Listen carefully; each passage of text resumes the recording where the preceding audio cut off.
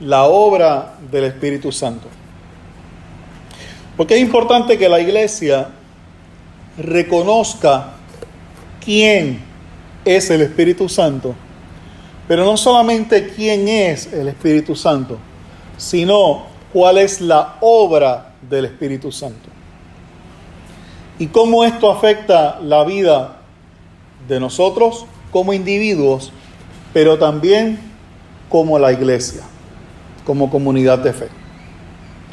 Y yo quiero que usted ahí no se tiene que poner sobre sus pies, simplemente ahí puede abrir su Biblia, y me voy a hacer eco de las palabras del pastor la semana pasada. Vaya a la Biblia porque vamos a estar tocando varios pasajes de la Biblia, y lo que hoy vamos a estar hablando va a tocar múltiples pasajes, y es importante que usted haga las anotaciones que usted entienda pertinente hacer. Abra su Biblia en el libro de los Hechos, capítulo 19.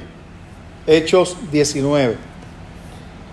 Para aquellos que tengan su Biblia y me van a escuchar, estoy utilizando la versión nueva, versión internacional. Y dice el libro de Hechos, capítulo 19, verso 1 al 10. Mientras Apolos estaba en Corinto, Pablo recorrió las regiones del interior y llegó a Éfeso. Allí encontró a algunos discípulos.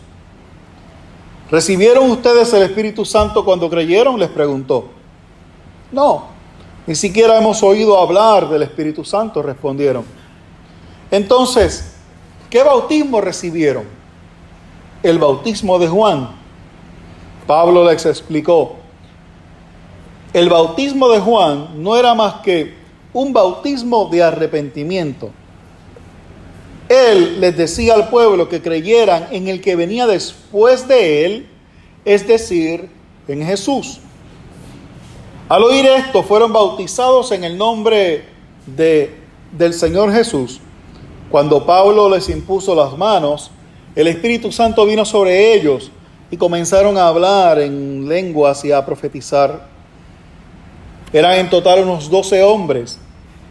Pablo entró en la sinagoga y habló allí con toda valentía durante 3 meses. Discutía acerca del reino de Dios, tratando de convencerlos, pero algunos se negaron obstinadamente a creer. Y ante la congregación hablaban mal del camino. Así que Pablo se alejó de ellos y formó un grupo aparte con los discípulos, y a diario debatían en las escuelas de Tirano. Esto continuó por espacio de 2 años, de modo que todos los judíos y los griegos que vivían en la provincia de Asia llegaron a escuchar la palabra del Señor. Dios nos bendiga a nosotros a través de esta palabra. Para ubicarlos en el tiempo y en el lugar donde se está ubicando el apóstol Pablo en este capítulo, es lo que hoy día conocemos como Turquía. Queda al norte de Israel. Es un país que recientemente estuvo en unas fuertes guerras internas, pero es un país que en aquel tiempo, Éfeso, el área conocida como el Asia Menor, era un lugar muy importante por el puerto que tenía. Recuerde que antes no habían aviones y lo que se movía la mercancía era, de la manera más rápida, era en barco. Y allí habían varios puertos comerciantes muy importantes. Y era una ciudad, era una región muy cosmopolita, o sea, habían gente de distintos lugares, de distintas lenguas, de distintos idiomas, de distintas culturas. Y en aquel lugar el apóstol Pablo se encuentra, dice la Biblia, con algunos discípulos. La Biblia no es clara en cuanto a cómo el apóstol Pablo identificó a estos 12 personas. No es clara sobre dónde los encontró, en qué lugar o en qué instancia exactamente. Simplemente Lucas, cuando escribe el libro de los Hechos y está presente en este momento, él hace notar que Pablo se encuentra con 12 discípulos, pero note la expresión, porque eran discípulos aunque no necesariamente eran discípulos de Cristo o discípulos de Jesús o del camino, como le llamaban, a lo que hoy día se conoce como la iglesia cristiana. En aquel tiempo se llamaba la iglesia del camino, porque la gente se reunía en los caminos y en los caminos evangelizaban, y en los caminos la gente se salvaba, en los caminos la gente se sanaba. No necesariamente tenían que escoger un lugar como un templo como este. Ahora, el apóstol Pablo se encuentra con estos 12 discípulos, estas 12 personas, y él comienza un tipo de conversación con ellos, y algo del cual la Biblia no aclara qué fue, algo el apóstol Pablo observó en ellos que le hizo pensar: ustedes parecen, pero no son. O sea, ¿qué es lo que ustedes creen? ¿En qué ustedes fueron bautizados? Algo les pasó a ellos, porque parecían, pero no eran. Y a mí me llama la atención este detalle que el apóstol Pablo encuentra en estos 12 discípulos, porque una cosa es creer en Jesús por lo que tú escuchas, y otra cosa muy diferente es creerle por tu propia convicción, por una experiencia personal, por una parecia, por un conocimiento basado en mi vivencia con el Señor Jesús. Entonces es muy distinto yo conocer al Cristo de la gloria por lo que se predica desde estos altares, por las prédicas que puede escuchar, y otra cosa es muy distinta, el Cristo con el cual yo me relaciono. Y hay una diferencia muy grande. Una cosa es tener remordimientos y sentimientos por el pecado cometido, y otra cosa muy distinta es tener arrepentimiento causado por el Espíritu Santo que produce cambios. Es lo que nosotros llamamos metanoia, cambio de mente y de actitud. Dos cosas distintas. Y el apóstol Pablo, para enseñarnos a nosotros, Lucas describe que el apóstol Pablo algo vio en ellos que le llamó la atención sobre esto. Discípulos que les llevó a preguntarles,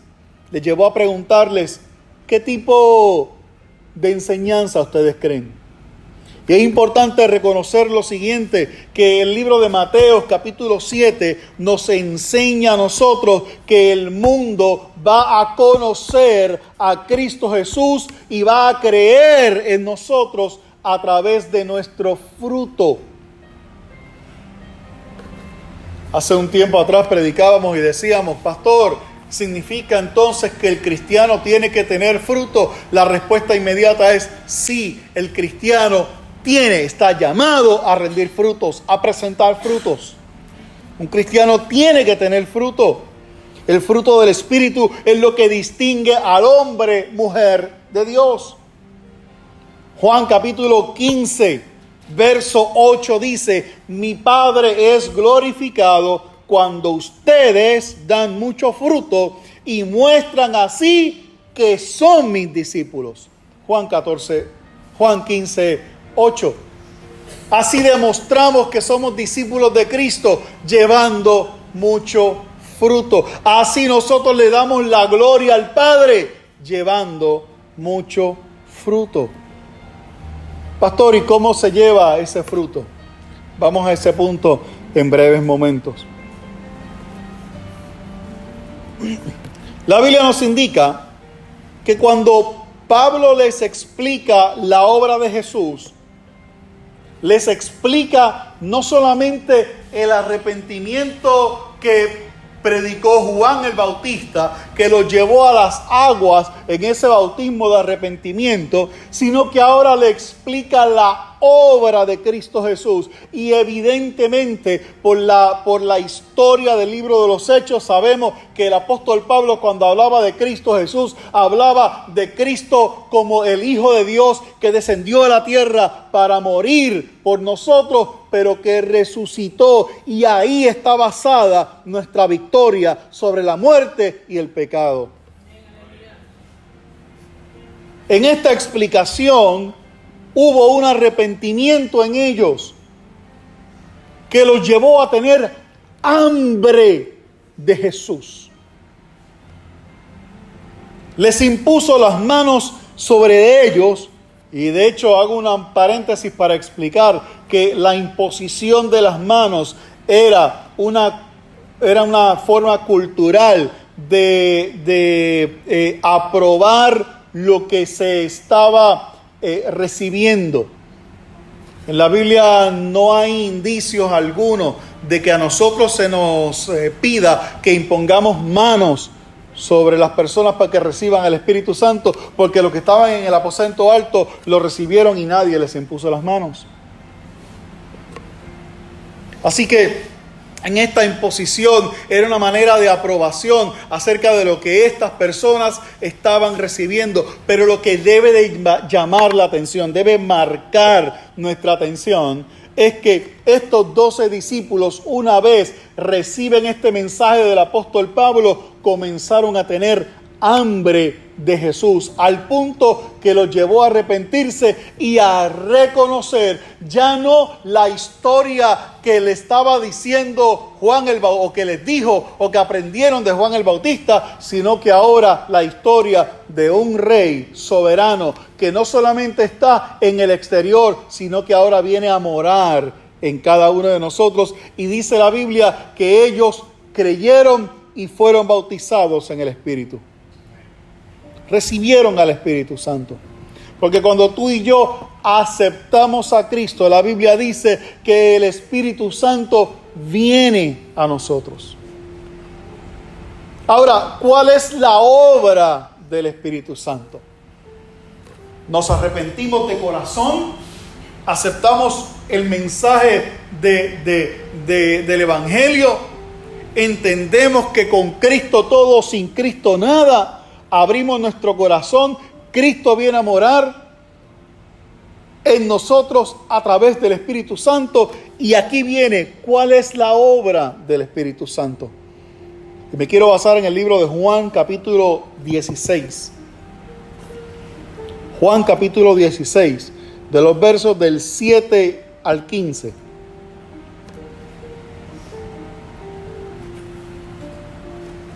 Donde dice lo siguiente, Juan 16, 7 al 15 dice: pero yo les digo la verdad.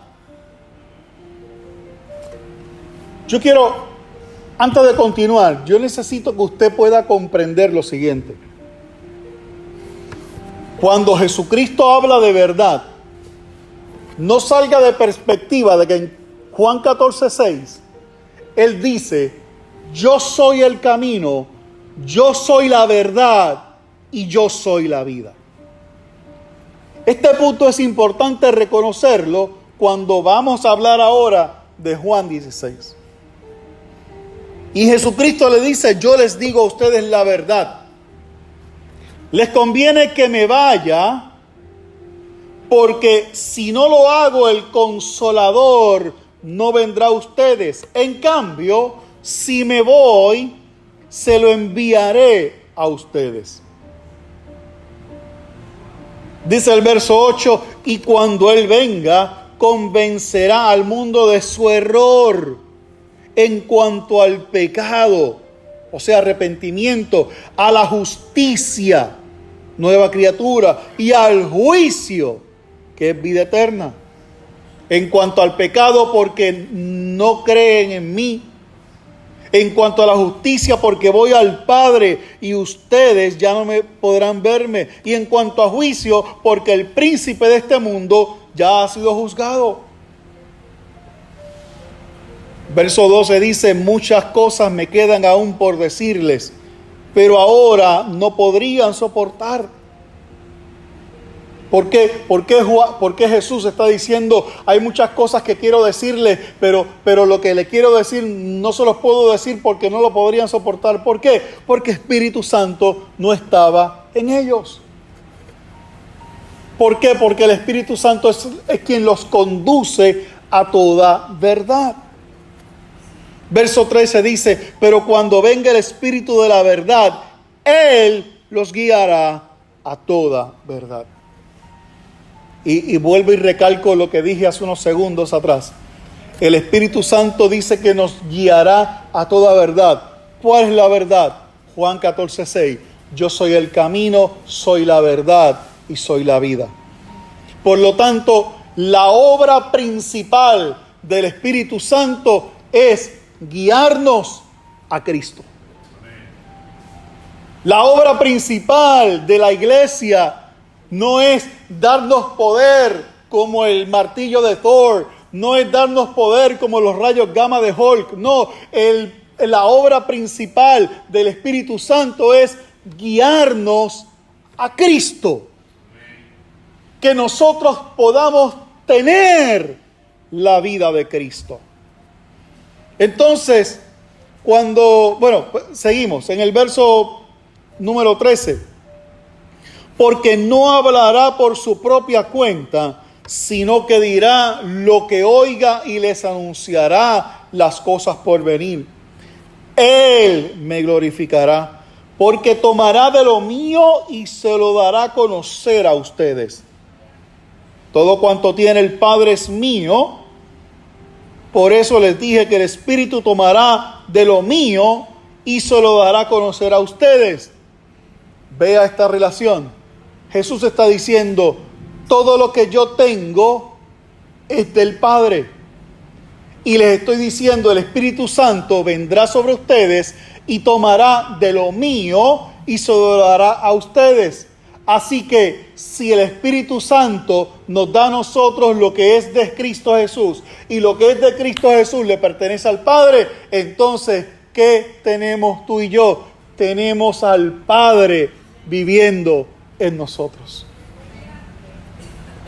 Hay 3 elementos principales que yo quiero tocar brevemente, o más bien repasar de lo que ya hemos leído. Porque hay 3 cosas que el Espíritu Santo viene a realizar, a impartir. Primero dice que Él nos guiará. En el libro de Romanos capítulo 8 nos enseña que somos guiados por el Espíritu Santo. Por lo que vivimos en el fruto constante del Espíritu Santo. Implica dirección, implica propósito, confianza, seguridad, descanso en sus promesas. Sabemos lo que es estar angustiados. Sabemos lo que es estar preocupados. Sabemos lo que es estar en aprietos. Sabemos lo que es mirar para un lado, mirar para el otro, no tener nada y solamente tener una angustia en el corazón porque algo nos falta. Sabemos lo que es eso. Pero la Biblia nos dice que el Espíritu Santo nos guía. Y cuando tenemos guianza, tenemos confianza. Tenemos seguridad.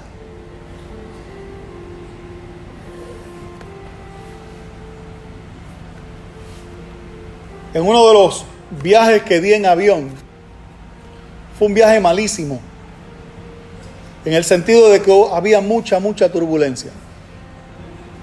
Usted sabe que tener un susto en un avión, yo creo que es lo peor del mundo. Porque tú no tienes para dónde correr, no te puedes tirar. Pero algo yo aprendí en este viaje particular que tuve hace un tiempo.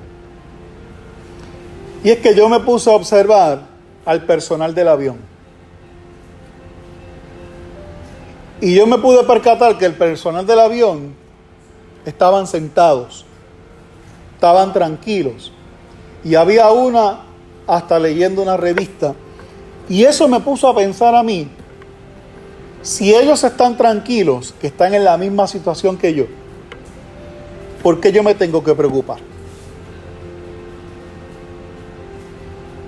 Y aunque el corazón todavía como que estaba latiendo más rapidito de lo normal, pero eso a mí me puso más tranquilo. Porque cuando somos guiados por el Espíritu Santo de Dios, aunque las cosas parece que no vayan en el orden que yo quisiera, pero van en el orden de Dios. Y en el orden de Dios todo es perfecto, todo es derecho, todo es sí o un no, todo es bueno. Lo cantábamos ahorita.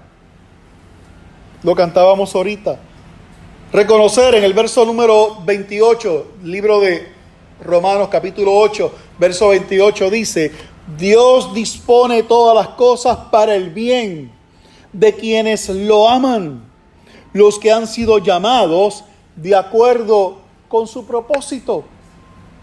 Entonces la pregunta es, ¿qué propósito Dios tiene conmigo?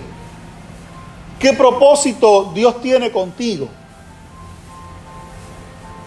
Si te puedes contestar esa pregunta, sabes que entonces Dios no ha terminado contigo.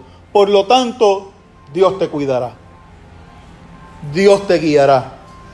Y Dios te llevará a puerto seguro. Pero si tú todavía no te sabes responder esta pregunta acerca de cuál es mi propósito, pues te dejo saber que Dios tiene propósitos contigo. Si tú estás aquí hoy, si tú me estás escuchando hoy o me estás viendo más adelante, te quiero informar, te quiero regalar la gran noticia. Dios tiene propósitos para contigo, y mientras Dios tenga propósitos contigo, Él te guiará y Él te llevará al lugar seguro. Salmo 61 dice: llévame a la roca que es más alta que yo, porque tú eres mi refugio y torre fuerte delante del enemigo. Así que Él nos guía. El segundo elemento que quiero traer a continuación es que recibimos poder. El Espíritu Santo nos imparte a nosotros poder. En el libro de Hechos, capítulo 1, verso 8, nos dice para qué necesitamos ese poder. El poder del Espíritu Santo sobre nosotros no es solamente para vencer la tentación, no es solamente para vencer la enfermedad. No es solamente para eso. Porque para poder vencer la tentación, para poder vencer la enfermedad, a pesar de que sí necesitamos la guianza y el poder de Dios, pero Dios ha puesto ayuda a nuestro lado para hacerlo.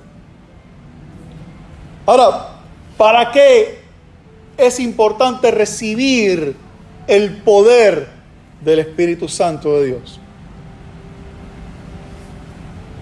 Juan 1:8 dice que vamos a recibir poder para poder llevar este evangelio a toda criatura.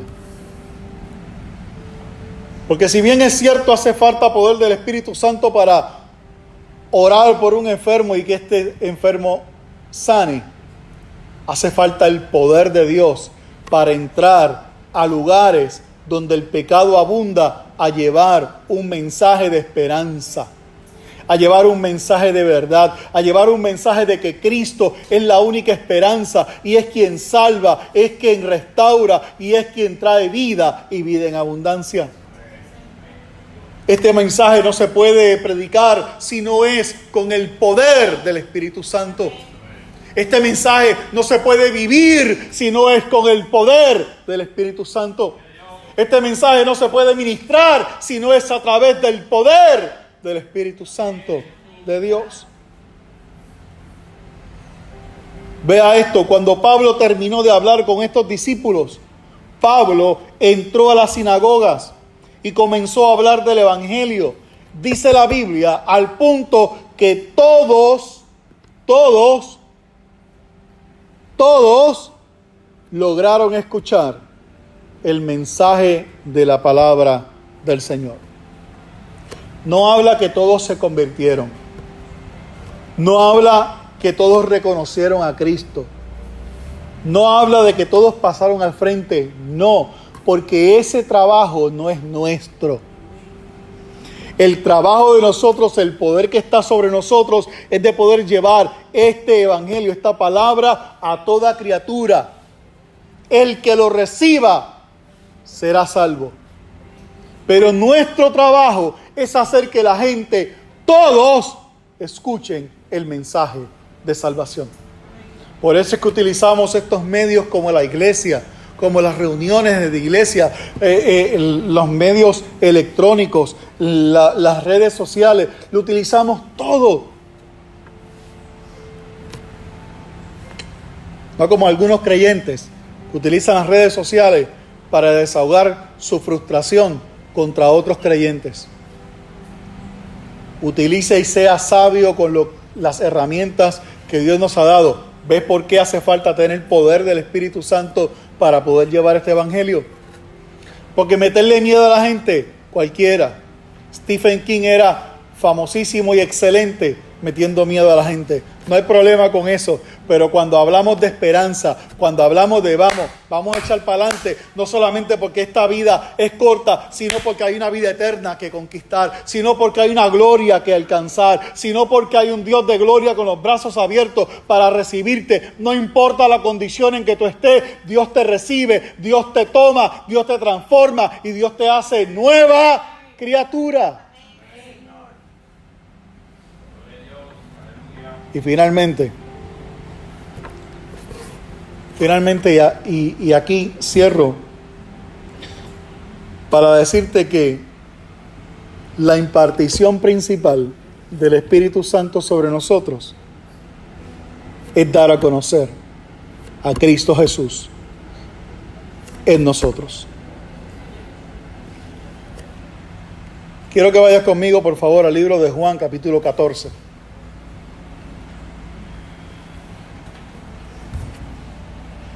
Nada de lo que está en la Biblia está de casualidad.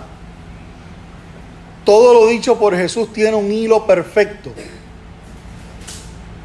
Y en Juan 14 encontramos, verso 12, encontramos lo siguiente.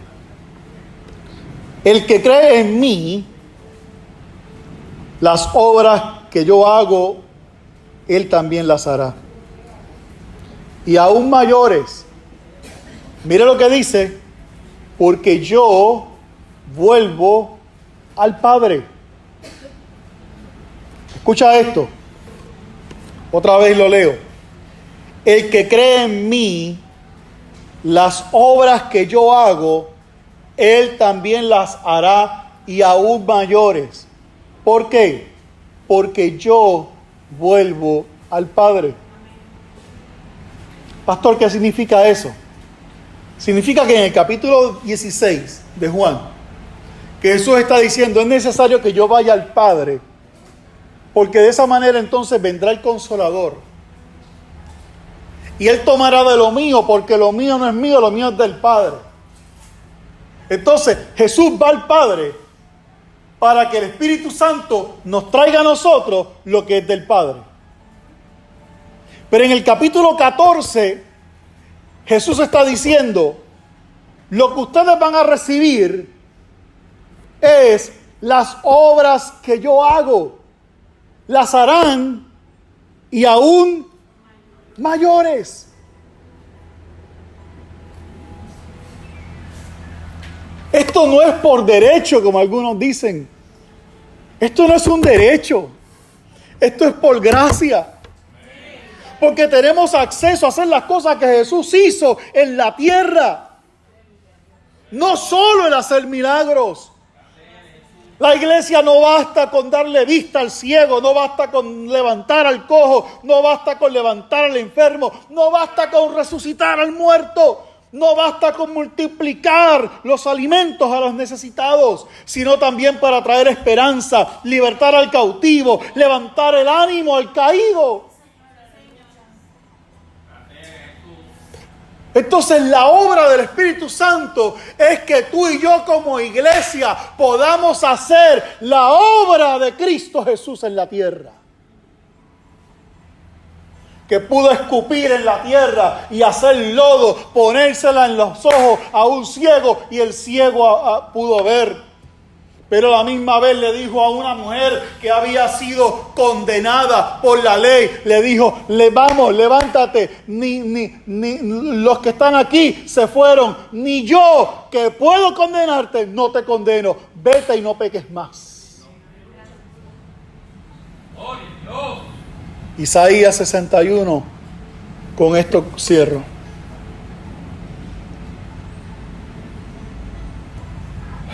Aleluya. Levantarme hoy a las 5 de la mañana para escribir este verso nada más. El Espíritu del Señor omnipotente está sobre mí, por cuanto me ha ungido para anunciar las buenas nuevas a los pobres. Me ha enviado a sanar los corazones heridos, a proclamar liberación a los cautivos, a libertar a los prisioneros, a pregonar el año del favor del Señor y el día de la venganza de nuestro Señor, de nuestro Dios, a consolar a todos los que están en duelo y a confortar a los dolientes de Sión. Pero empiezo otra vez. En el Salmo 61 dice, el Espíritu del Señor está sobre mí. Una vez el Espíritu del Señor, el Espíritu Santo está con nosotros, entonces podemos traerle esperanza a los pobres, podemos sanar corazones heridos, podemos proclamar libertad a los cautivos y a los prisioneros, darle libertad, pregonar el año del favor, el año agradable del Señor, el día de la venganza, que es que todos nuestros enemigos van a perecer. Y escúchame bien, enemigos, yo no estoy hablando del IRS, enemigos, yo no estoy hablando de a quien tú le debes, enemigos, yo no estoy hablando del que te hizo mal, no, enemigo es el enemigo de tu alma, Satanás, el diablo, que va a ser vencido, las enfermedades que van a desaparecer, todo va a desaparecer, porque Dios tendrá con nosotros una tierra nueva, un cielo nuevo, una gloria eterna en la presencia de Cristo Jesús. Tener el Espíritu Santo es tener la certeza que Cristo vive en nosotros. Su seguridad, su amor, su compasión, su dignidad, su bondad viven en nosotros. Señor, gracias por tu presencia. Porque tu presencia, Señor, en nosotros está cargado del Espíritu Santo, de su poder. Y por ende, Señor, lo que trae el Espíritu Santo a nosotros, que te pertenece a ti, que le pertenece al Padre. Gracias, Señor, porque podemos comprender hoy que las obras de Jesús nosotros también las podemos hacer si tenemos al Espíritu Santo viviendo en nosotros. Permítenos, Señor, como aquellos 12 discípulos en Hechos 19, darnos cuenta de la necesidad que tenemos de conocerte, Cristo, de conocerte, Señor, y de que habites en nosotros. Que seamos bautizados con tu Espíritu Santo. Una vez creímos, somos bautizados. Ahora te pedimos, Señor, que haya un mover del Espíritu para que haya una transformación en nosotros y podamos ser a la estatura, a la semejanza del Hijo de Dios. Por lo tanto, Señor, lo que tú enviaste a esta casa a hacer, lo haremos. Lo haremos, Señor, porque tu Espíritu Santo nos lleva a hacerlo. No haremos, Señor, porque el Espíritu Santo abre las puertas para que nosotros pasemos por ellas, y cierra aquellas que tú no quieres que pasemos. Porque en tu espíritu estamos guiados, Señor, por ti. Te reconocemos, Señor, no solamente en esta iglesia como comunidad. Te reconocemos, Señor, en nuestra casa, en nuestros hogares, en nuestras familias, en nuestros matrimonios, con nuestros hijos, en nuestros trabajos, con nuestros vecinos, con todos aquellos que nosotros, Señor, tocamos, con todos aquellos que nosotros, Señor, nos relacionamos, que podamos llevar tu palabra a aquellas personas que están alrededor nuestro. Cuida, Señor, de nuestro testimonio. Señor, llévanos a comprender la importancia de vivir la vida de Cristo en esta tierra. Para tener que enviarle un mensaje directo a Satanás, no tienes parte ni suerte con mi familia, no tienes parte ni suerte con mi salud, no tienes parte ni suerte con mis hijos. No ordenamos absolutamente nada, si no lo pedimos en el amparo de la gracia del poder del Espíritu Santo de Dios. Cuídanos, Señor, y protégenos. Recibimos de ti, Señor, esta palabra y la declaramos en el nombre de Cristo Jesús. Amén y amén.